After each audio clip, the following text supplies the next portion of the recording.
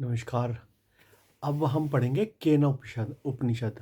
अभी जो मेरे लास्ट मैंने समापन किया वो था ईशा उपनिषद। तो इसको शुरू करने से पहले एक बार ना मैं आपको दोनों का डिफरेंसेस बता देता हूँ कि ईशा उपनिषद में क्या था और केन उपनिषद किस बारे में है। तो सबसे पहले जो इनके जो मूल प्रश्न है ना उसके बारे में बता देता हूँ थोड़ा सा कि ईशा उपनिषद का जो मूल प्रश्न है ना वो है इस संसार में रहते हुए मनुष्य को जीवन कैसे जीना चाहिए। और जो केन उपनिषद है वो बोलते हैं कि मन बुद्धि वाणी और इंद्रियों को चलाने वाली वास्तविक शक्ति कौन है। इन दोनों के मुख्य विषय दोनों अलग अलग हैं। ईशा उपनिषद का जो मुख्य विषय था वो था कि कर्म और त्याग का संतुलन, संसार में रहो कर्म करो पर आसक्ति मत रखो।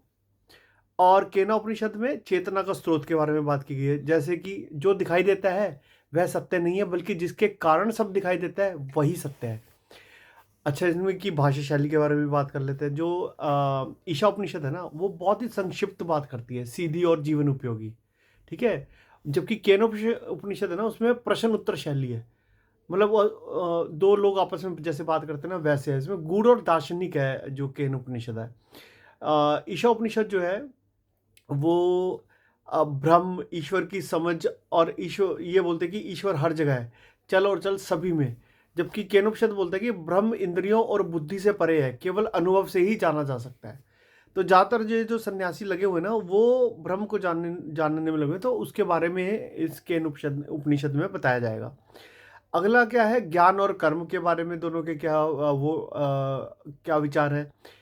जो ईशा उपनिषद है वो कहते हैं कि केवल ज्ञान या केवल कर्म दोनों अधूरे हैं, कर्म जमा ज्ञान पूर्ण जीवन। जबकि केनोपनिषद में मुख्य जोर ज्ञान पर है। अहंकार और मैं जानता हूं की भावना का खंडन किया गया है इसमें। अच्छा, प्रमुख संदेश क्या था ईशा उपनिषद का। तेन त्यक्तेन बुज्झिता, त्याग के साथ भोग करो। और केनोपनिषद में क्या है, यदा वचान भयुदितम, जिसे वाणी नहीं कह सकती वही वाणी को चला रहा है। और आज के जीवन में इन दोनों का क्या डिफरेंट डिफरेंट उपयोग है। तो ईशोपनिषद बोलता है कि ईमानदारी से काम करो, धन पद रिश्तों से चिपको मत, हर कर्म में ईश्वर भाव से करो, अपने ज्ञान पर घमंड मत करो, बुद्धि की सीमाएं समझो, अनुभव और विनम्रता विकसित करो। तो इसमें से किसको पहले पढ़ना चाहिए? जीवन की सही दिशा के लिए ना आपको चेतना और आत्मबोध की गहराई के लिए ईशा उपनिषद को पढ़ना चाहिए, जीवन को सही दिशा देने के लिए। और जब आप और डीप जानना चाहते हो तो चेतना और आत्मबोध की गहराई के लिए इसको पढ़ना चाहिए।